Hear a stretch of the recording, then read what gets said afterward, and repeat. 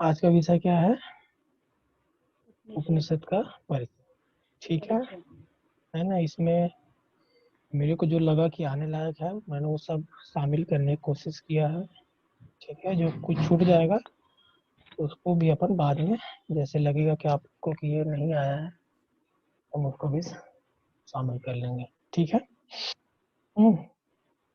थोड़ा इसका अपन परिचय देख लेते हैं कि मूल भाव क्या है उपनिषद का, है ना। उसके बाद आगे और भी विषय आते जाएंगे। ठीक है। जैसा कि हमको पता है उपनिषद वेद का ही एक अंग है ना, भाग है। ठीक है, पता है ना। ठीक है, सुनाई दे रहा है ना। हाँ सर। देखिए, उपनिषद में गुरु या ऋषि और शिष्य के बीच बहुत सुंदर संवाद है। मतलब उपनिषद किसके ऊपर बेस है? गुरु और शिष्य के बीच, गुरु और शिष्य, है ना। ये क्या है, इसका जो ज्ञान है वह कहानियों के द्वारा, कथाओं के द्वारा और संवादों के द्वारा बताया गया है। ठीक है, ताकि वेद का जो ज्ञान है उपनिषदों के माध्यम से हम आसानी से समझ सके उसके गुण ज्ञान को। इसलिए इसमें संवाद का सहारा लिया गया है, कथाओं का सहारा लिया गया है, ताकि वह आसानी से समझ में आ सके। ठीक है।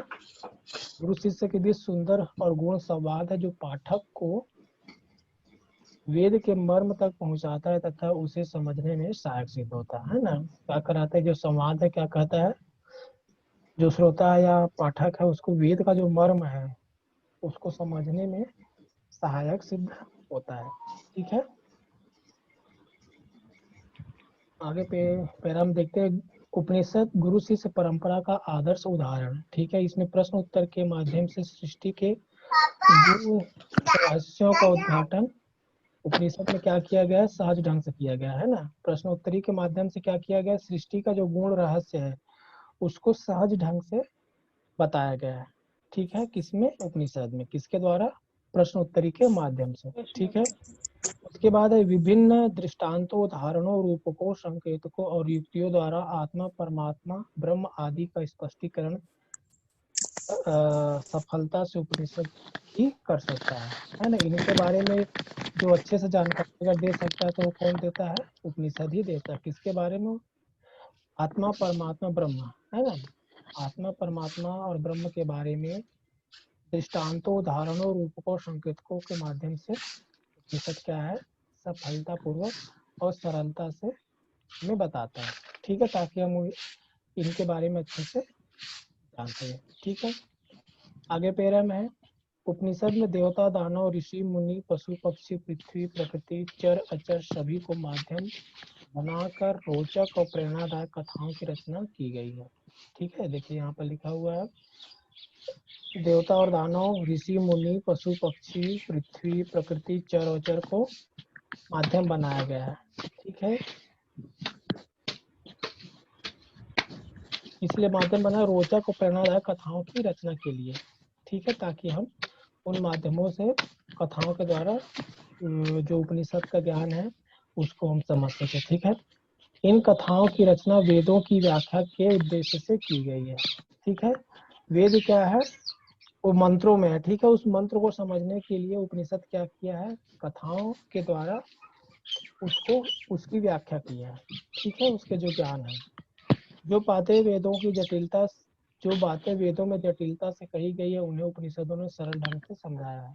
ठीक है, वेद को हम नहीं समझ पाते हैं। ठीक है, तो उसको सरलता समझाने के लिए उपनिषदों ने इसका सहारा लिया है ना, कहानियों का, कथाओं का, प्रसंगों का। ठीक है, ब्रह्मा, विष्णु, महेश, अग्नि, सूर्य, इंद्र आदि देवताओं से लेकर नदी, पर्वत वृक्ष, समुद्र, पर्वत वृक्ष तक उपनिषद में कथा के पात्र है। ठीक है, ये सभी क्या है, इसमें कथा के पात्र। इन सभी के द्वारा वेद का जो गुण ज्ञान है उसको समझाने के लिए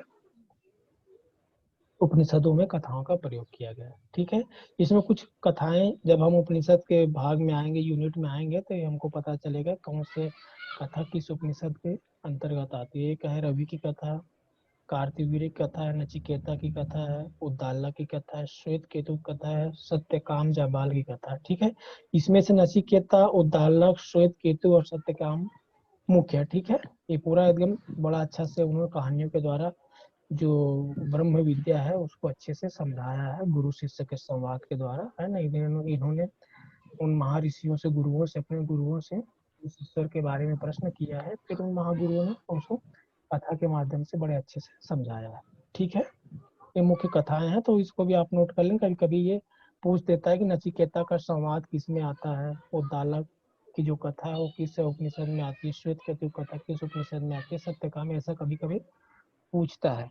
ठीक है, तो ये जब हम उपनिषद वाले खंड में आएंगे, यूनिट में आएंगे, तब इसमें हमको विस्तार से पता चला। अभी तो हम सिर्फ उपनिषद का इंट्रोडक्शन पढ़ रहे हैं, तो उसमें क्या है, किसके बारे में बताया गया, उपनिषद कितने हैं, है ना। ठीक है, ये सब चीजें की चर्चा हम आज करेंगे। आगे पैरा में है उपनिषद भारतीय आध्यात्मिक चिंतन के मूलाधार है, भारतीय आध्यात्मिक दर्शन के स्रोत है। ठीक है, यह आध्यात्मिक चिंतन का मूल आधार है और भारतीय आध्यात्मिक दर्शन के स्रोत है। ठीक है, उद्गम स्थान है। वे ब्रह्म विद्या है। उपनिषद क्या कहा जाता है, ब्रह्म विद्या कहा जाता है। जिज्ञासुओं के द्वारा खोजे हुए उत्तर है। उपनिषद क्या है, जिज्ञासुओं के द्वारा खोजे गए उत्तर है। चिंतन ऋषियों के द्वारा ज्ञान चर्चा का सार है। जिन ऋषियों ने चिंतन किया उनके ज्ञान क्या है, उन ऋषियों का सार है। वे कवि हृदय ऋषियों की काव्यमय आध्यात्मिक रचनाएं हैं। ठीक है, रचनाएं भी हैं ये, जो ऋषियों ने काव्य के माध्यम से आध्यात्मिक रचनाएं की। अज्ञात की खोज क्या प्रयास है, मतलब उस अज्ञात जिसके बारे में हम जानना चाहते हैं उसका यह प्रयास है। उपनिषद वर्णनातीत परम शक्ति को शब्दों में बांधने की कोशिश है। उस ईश्वर जो शब्दों में समाहित नहीं हो सकता, उसको शब्दों में बांधने की कोशिश की गई उपनिषद के माध्यम से। उस निराकार, निर्विकार, असीम, अपार को अंतर्दृष्टि से समझने का प्रयास किया गया है और परिभाषित करने की अदम्य आकांक्षा से लेखनबद्ध किया गया है। ठीक है, वह जो ईश्वर निराकार है, निर्विकार है, असीम है, उसको अंतर्दृष्टि से समझने और उसे प्रभाषित करने की इच्छा से उसका लेखन किया गया है, किसमें, उपनिषद। ठीक है, ये हमने थोड़ा सा उसका क्या बोलते हैं, हम सामान्य परिचय लिया कि वाकई में उपनिषद में क्या है क्या नहीं है। ठीक है, क्यों उपनिषद के बारे में हम पढ़ते हैं या जानने का प्रयास करना चाहिए। अब हम उपनिषद शब्द के ऊपर चर्चा करें। इधर ऊपर तो समझ में आ गया ना। ठीक है, अब हम उपनिषद शब्द का क्या अर्थ होता है उसके बारे में हम जानेंगे। ठीक है, उपनिषद शब्द का साधारण अर्थ है समीप उपनिवेश, मतलब समीप रहना या समीप बैठना। ठीक है, ब्रह्म विद्या की प्राप्ति के लिए शिष्य का गुरु के पास बैठना ही उपनिषद कहलाता है। ठीक है, यह उसका साधारण अर्थ है। ठीक है, ये ऊपर वाला ज्यादा महत्वपूर्ण है, ऐसा करके उसमें प्रश्न आता है। उपनिषद का अर्थ क्या होता है, समीप बैठना, या इसका अर्थ किसे कहा जाता है। ठीक है, या तो अर्थ दे देता है तो किसके बारे में, उसके बारे में पूछा जाता है। ठीक है, अब हम उत्पत्ति देखते हैं कि उपनिषद शब्द की उत्पत्ति कैसे हुई, किस धातु से। ठीक है, उपनिषद शब्द उपधन निधन शब्द से मिलकर बना है। ठीक है, जिसमें उपनिषद शब्द उप और नि उपसर्ग, मतलब उप और नि उपसर्ग शब्द धातु प्रत्यय लगने से निष्पन्न होता है। ये जो शब्द धातु है ना, ये इसके पहले उप और नि लगा हुआ है। ठीक है, इसको क्या बोलते हैं, उपसर्ग बोलते हैं। जो पहले लगता है वह उपसर्ग बोलते हैं, जो पीछे लगता है उसको क्या बोलते हैं, प्रत्यय बोलते हैं। ठीक है ना। इसमें मूल धातु क्या है, उपनिषद मूल धातु क्या है, शब्द है। ठीक है, शब्द, इसको याद रखेंगे। ठीक है, शब्द धातु में उप और नि उपसर्ग लगा हुआ है। ठीक है, इसमें प्रत्यय क्या है, कुप है। ठीक है, लगने से क्या होता है, उपनिषद शब्द बनता है। ठीक है, अब इस शब्द धातु के, है ना, इस शब्द धातु के, ठीक है, अभी उपनिषद जो उप नि और शब्द है उसका अलग अलग अर्थ होता है, यहाँ पर हमने देने का प्रयास किया है। उप का अर्थ होता है समीप, नि का अर्थ होता है निश्चय पूर्वक, निष्ठा पूर्वक या नीचे, सत का अर्थ होता है बैठना। ठीक है ना। उपनिषद समीप बैठना, उसके अर्थ की उत्पत्ति कैसे हो, उपधन निधन शब्द धातु में उप और नि उपसर्ग लगने से बनता है। जहाँ पर इसका तीनों का अलग अलग अर्थ होता है। उप का अर्थ होता है समीप, इसको याद रखें, कभी कभी ऐसा भी पूछ देता है उप का क्या अर्थ होता है। ठीक है। नी का क्या अर्थ होता है उपनिषद शब्द में, नीचे या निष्ठा पूर्वक। ठीक है। सत का क्या अर्थ होता है, बैठना। ठीक है। ये छोटा छोटा, इसी छोटे छोटे से ही प्रश्न बनते हैं। ठीक है। इस प्रकार उपनिषद का अर्थ हुआ गुरु के समीप निष्ठा पूर्वक उनके आसन से नीचे बैठकर ज्ञान की प्राप्ति करना या इच्छा करना। ठीक है। पहले क्या थी, हमारे यहाँ गुरु शिष्य परंपरा थी, ज्ञान का आदान प्रदान गुरु शिष्य परंपरा से ही होता था, है ना। ठीक है। क्योंकि अगर हम सामान्य पुस्तक लेकर पढ़ेंगे तो हमको उसका गुण जो अर्थ है वो समझ नहीं आता, क्योंकि ग्रंथ में हर चीज को नहीं लिखा जाता, भाव कभी कभी नहीं लिखा जाता, नहीं लिखाता। ठीक है।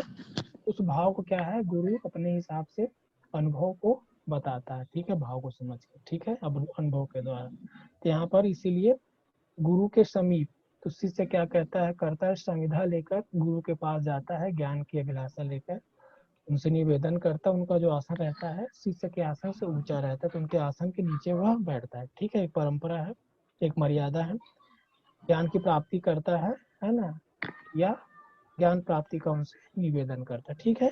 यह उपनिषद का अर्थ होता है। ठीक है। यहाँ तक तीन चीज हो गया, अर्थ हो गया, उत्पत्ति हो गया, और उन तीनों का जो शब्द है उनका अलग अलग अर्थ हो गया। उसके बाद पूरा अर्थ हो गया। इसके बाद आचार्य शंकर ने सद धातु के तीन अर्थ बताए हैं। ठीक है। ये भी कभी कभी पूछा जाता है, सद धातु के कितने अर्थ बताए गए हैं, तो ये तीन अर्थ बताए गए हैं। पहला है विसरण, दूसरा है गति, तीसरा है अवसाधन। ठीक है। इन तीनों का अलग अलग अर्थ होता है। ठीक है। विसरण का अर्थ होता है नाश करना। ठीक है। इसको भी नोट कर लेंगे, याद कर लेंगे। विसरण क्या अर्थ होता है, नाश करना। ठीक है। किसका नाश करना, जिससे मनुष्य की अविद्या का नाश हो जाता है उसको क्या कहते हैं, विसरण। ठीक है। ऐसा भी प्रश्न विश्राम। पूछा जाता है कि जिससे मनुष्य की अविद्या का नाश होता है उसको क्या कहते हैं, विसरण। ठीक है। या ऐसा पूछा जाता है कि विसरण का अर्थ क्या होता है, नाश करना।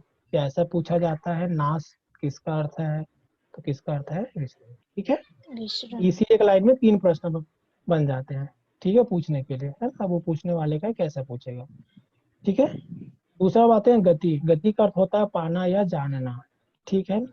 जिससे ब्रह्म की प्राप्ति हो अथवा उसका ज्ञान प्राप्त हो उसको क्या बोलते हैं, गति। ठीक है। शब्द धातु के देखिए तीन अर्थ होते हैं, है ना।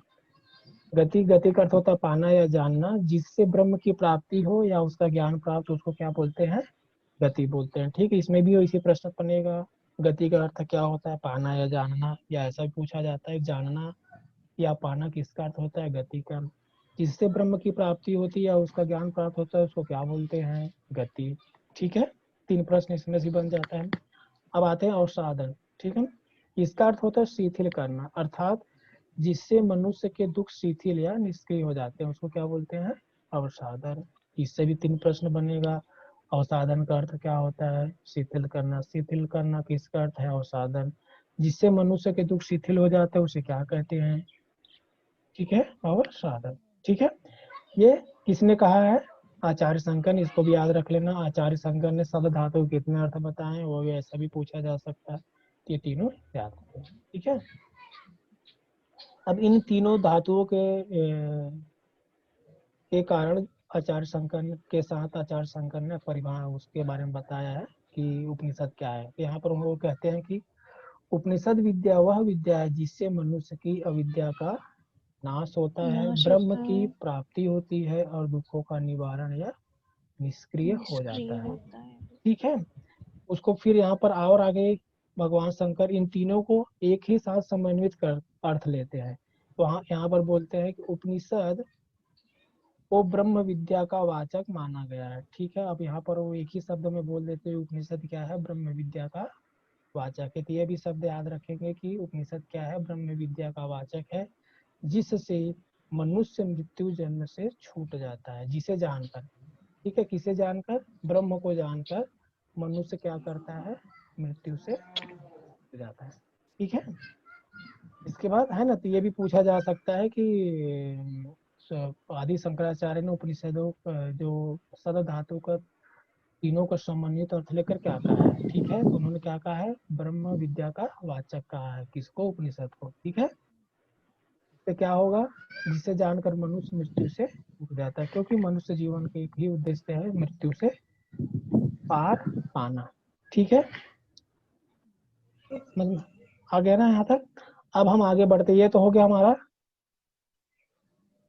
उपनिषद शब्द का अर्थ क्या होता है, उत्पत्ति कैसे हुई है हमने जान लिया, उन तीनों का अलग अलग अर्थ हमने देख लिया, उसके बाद उसका पूरा अर्थ क्या है वो जान लिया। फिर आचार्य शंकर के अनुसार सत धातु के तीन अर्थ हमने जान लिए, विसरण, गति और साधन। ठीक है, उन तीनों को फिर हमने अलग अलग क्या होता है ना, विसरण का नाश होना, अविद्या का नाश होना, गति पाना जाना या ईश्वर की प्राप्ति करना, और साधन शिथिल होना, दुखों का निष्क्रिय हो जाना। ठीक है, आचार्य शंकर ने कहा मनुष्य की अविद्या का नाश होता है, ब्रह्म की प्राप्ति होती है और दुखों का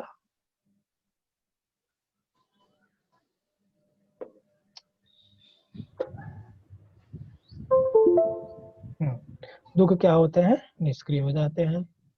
ठीक है, उसके बाद उन्होंने उनका तीनों का समन्वित अर्थ लेकर उपनिषद को क्या कहा, ब्रह्म विद्या का वाचक कहा, ब्रह्म विद्या का वाचक है ना, जिससे मनुष्य जानकर मनुष्य मृत्यु से छूट छूट जाता है। ठीक है, अब हम देखते हैं कि उपनिषद की संख्या कितनी है। ठीक है, वैसे तो बहुत उपनिषदों की संख्या असंख्य थी, लेकिन जो अभी हमको प्राप्त है वह क्या है, 108 संख्या है उपनिषदों को। ठीक है, कितनी संख्या है, 108 है ना। अगर ऐसा पूछा जाता है कि उपनिषदों की कुल संख्या कितनी है, तो आप क्या बताएंगे, 108, जिसमें से आदि शंकराचार्य ने 11 को मुख्य माना है। ठीक है, आदि शंकराचार्य ने 11 को मुख्य माना है, लेकिन वर्तमान समय में 10 मुख्य है। ठीक है, जो हम आगे नीचे पढ़ेंगे। ठीक है, धीरे धीरे हम देखते जाते हैं। कुल उपनिषदों की संख्या हो गई 108। आदि शंकर, जैसे पूछा जाता है कि आदि शंकराचार्य ने कितना मुख्य माना है, तो उनके द्वारा है 11, है ना।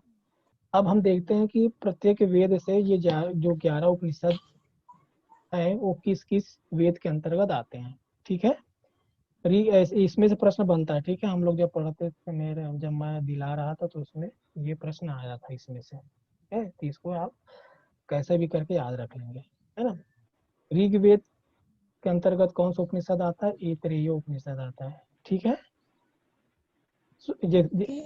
ऐतरेय उपनिषद, है ना। यजुर्वेद को दो भागों में बांटा गया है, शुक्ल यजुर्वेद और कृष्ण यजुर्वेद। ठीक है, जब हम लोग जब वेद का पढ़ रहे थे तो उसमें मैं आपको बताना भूल गया कि यजुर्वेद को दो भागों में बांटा गया है, शुक्ल यजुर्वेद और कृष्ण यजुर्वेद। ठीक है, इतना याद रखेंगे।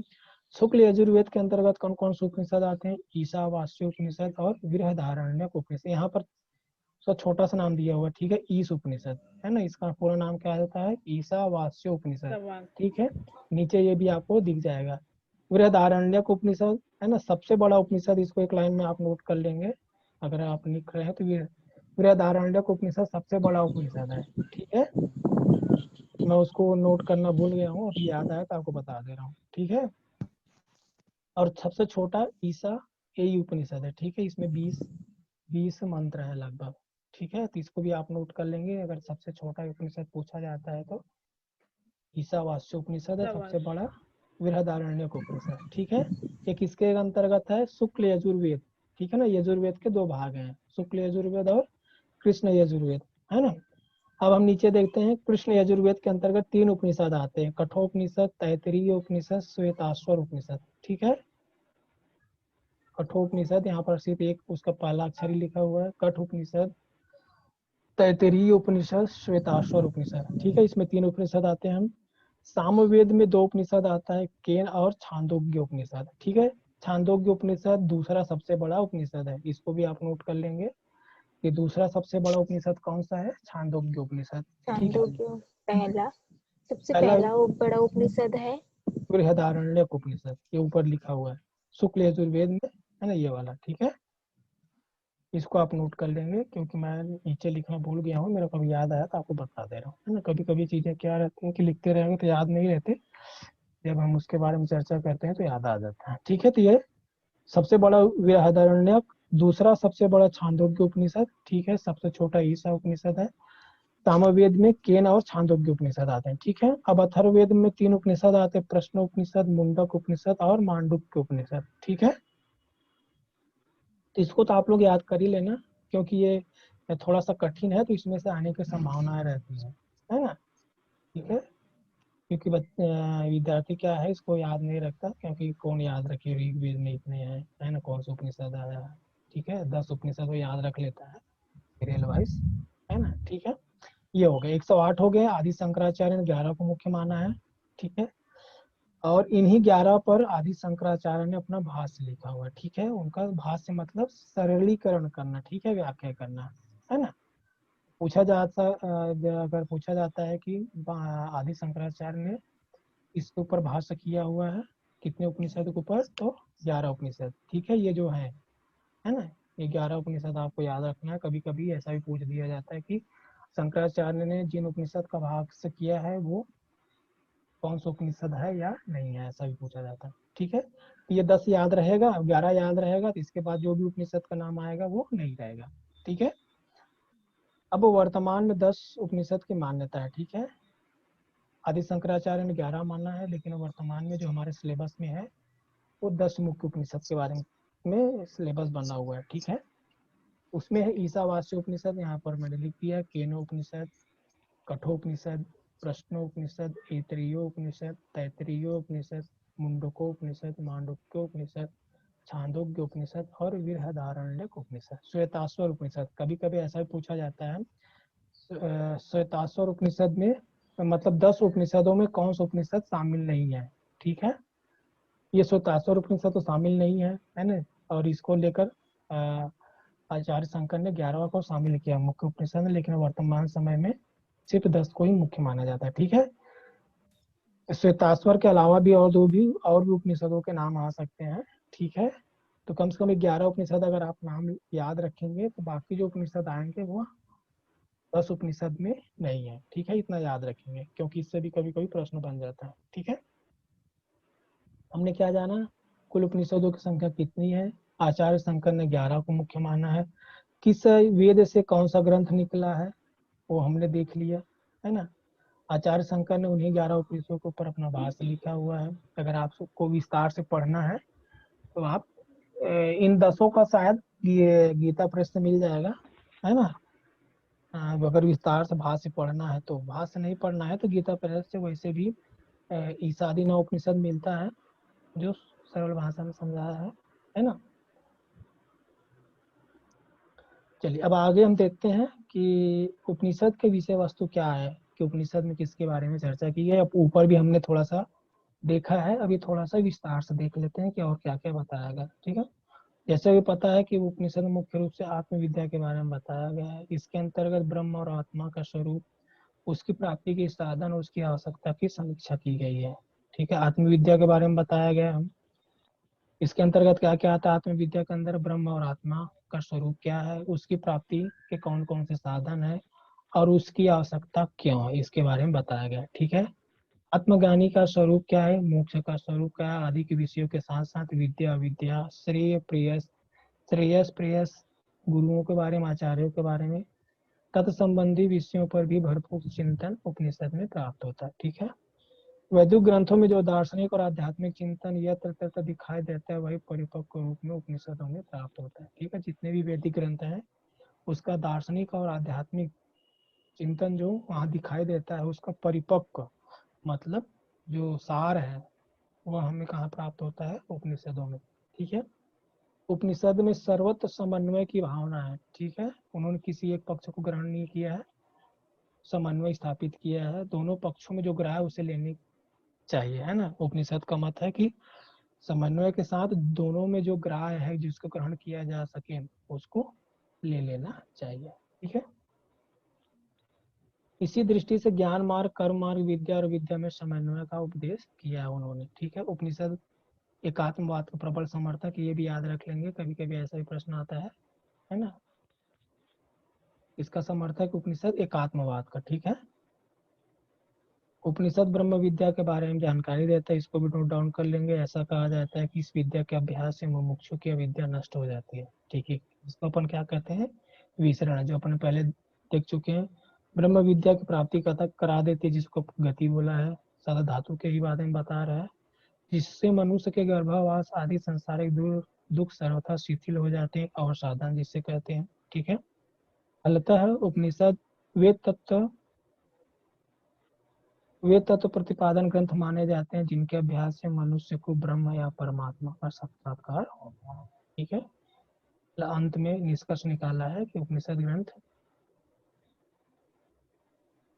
उसके बारे में बताते हैं जिसका अभ्यास करने से मनुष्य को ब्रह्म या परमात्मा का साक्षात्कार होता है। ठीक है, अब हम उपनिषद का वर्गीकरण देखते हैं, है ना, कि उपनिषदों का वर्गीकरण कैसे कैसे किया गया है। ठीक है, अभी तो हम शुरू में देखते हैं कि 108 उपनिषद है वह किस ऊपर हमने सिर्फ 10 उपनिषदों का जो वर्गीकरण देखा था, है ना, मुख्य जो उपनिषद है यहाँ पर, है ना। ठीक है, अब जो 108 उपनिषद है उनमें से कितनी कितनी संख्या किस किस वेद से मिलती है। ठीक है, जैसे किसी उपनिषद का संबंध किस वेद से, इस आधार पर उपनिषदों को निम्न श्रेणियों में विभाजित किया गया है। ठीक है, यहाँ पर हम 108 उपनिषद को देखते हैं कि इस वेद से कितने उपनिषद प्राप्त हुए हैं। ठीक है, इसको भी आप नोट डाउन कर लेंगे। ऋग वेद से 10 उपनिषद है, शुक्ल यजुर्वेद से 19 उपनिषद है, कृष्ण यजुर्वेद से 32 उपनिषद है, सामवेद से 16 उपनिषद है, अथर्ववेद से 31 उपनिषद। इसलिए इस प्रकार इसको आप टोटल करते हैं तो 108 उपनिषद होते हैं। ठीक है,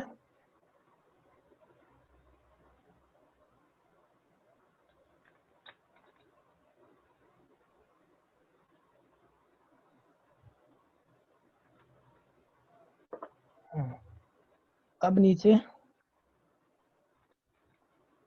मुख्य उपनिषद और गौड़ उपनिषद है, जैसे अपने चर्चा भी कर चुके हैं 10 है। यहाँ पर एक जगह आया है कि 13 उपनिषद मुख्य माने गए हैं, है ना। 10 तो जो है वो तो 10 ही है। उसके बाद देखिए यहाँ पर श्वेताश्वर के साथ 2 उपनिषद और जुड़ गए हैं, कौशितकी और मैत्रायणी। ठीक है, इसको भी नोट डाउन कर लेंगे, कभी कभी अभी पूछा जाता है ना।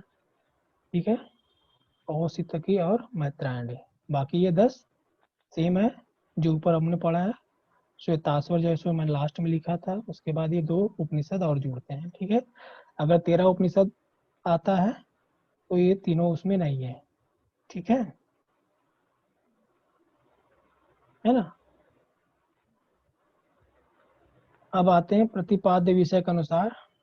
डॉक्टर ड्यूसन, डॉक्टर वेलवेकर और अनाडे ने उपनिषदों का विभाजन प्रतिपाद्य विषय की दृष्टि से किया हुआ है। ठीक है, ये 10 उपनिषद आप लोग याद कर लेंगे, कल बताइएगा, है ना। थोड़ा थोड़ा ऐसा करेंगे कि 10-5 मिनट उसके लिए रखेंगे कि हमने पूर्व में क्या पढ़ा तो हमको क्या क्या याद है। ठीक है, तो कम से कम कोशिश करिएगा कि उपनिषद का जो अर्थ, उसका उत्पत्ति और 10 उपनिषद, और ये 10 उपनिषद किस किस वेद से लिए गए हैं उतना कम से कम 3 चीज आप लोग याद करके कल बताएंगे। ठीक है, आगे हम क्या देख रहे हैं, हाँ, ये मुख्य उपनिषद 10 हो गया और 3 ये गौड़ उपनिषद हो गया, है ना। विषय के अनुसार अब देखते हैं गद्यात्मक उपनिषद में कौन कौन से आते हैं। ये इसमें से वैसे प्रश्न नहीं आता, लेकिन तो भी हमारी जानकारी के लिए हमने ये रख दिया है ना, ताकि ये अगर कभी आ जाए तो न छूटे, है ना। ठीक है, क्योंकि प्रश्नकर्ता कुछ भी पूछ देता है वो उसके ऊपर रहता है। ठीक है, इतरेय केन छांदोग्य तैतरीय बृहदारण्य तथा कौशितकी, मतलब इन्होंने 13 जो उपनिषद मुख्य माना है, उन्होंने इनको ऐसा डिवाइड किया है ना। गद्यात्मक उपनिषद में ये 6 उपनिषद आते हैं। ठीक है, जो क्या है, ब्राह्मणों के गद्य समान सरल लघु काया और प्राचीन है। ठीक है, जो ब्राह्मण, ये ब्राह्मण क्या है, उपनिषद के जो 4 भाग है, ब्राह्मण संहिता, ब्राह्मण, अरण्यक और उपनिषद। ठीक है, दूसरा है पद्यात्मक। पद्यात्मक में अंतर्गत कौन कौन से आते हैं, ईश, कठ और श्वेताश्वर तथा नारायण है। यहाँ पे नारायण उपनिषद आया, देखिए। ठीक है, ईश, कठ और श्वेताश्वर। उसके बाद आता अवान्तर, अवान्तर गतोपनिषद, उसके बाद वाले और कौन से गद्य के अंतर्गत आते हैं, प्रश्न, मैत्री और मांडुक्य। ठीक है, कर्मकांड के अंतर्गत कौन से उपनिषद आते हैं, इसके बाद वाले जितने भी उपनिषद हैं वो इसी के अंतर्गत आ जाते हैं। ठीक है, इन तीनों के बाद जो बचते हैं उपनिषद। अब यहाँ पर उन्होंने एक और क्या बोलते हैं, वर्गीकरण आता है विकास क्रम के आधार पर। ठीक है, भाषा तथा उपनिषदों के विकास क्रम की दृष्टि से डॉक्टर डॉसन ने इसका विभाजन किया है। सबसे प्राचीनतम उपनिषदों ने उनमें 7 उपनिषद को रखा है। प्राचीनतम उपनिषद में कौन कौन से? ईश, ऐत्रेय, छांदोग्य, प्रश्न, तैत्तिरीय, बृहदारण्यक, मांडुक्य, मुंडक, 8 उपनिषद को उन्होंने रखा है। ठीक है, तो कम से कम संख्या तो याद रख ही लेंगे, है ना। अगर पूछा जाता है प्राचीनतम उपनिषद में कितनी संख्या है, तो ये 8 है। प्राचीन मतलब उसके बाद कठ और केन, उसके बाद, है ना, मतलब ये मध्य प्राचीन में अपन मान सकते हैं कौशितकी, मैत्री और श्वेताश्वर।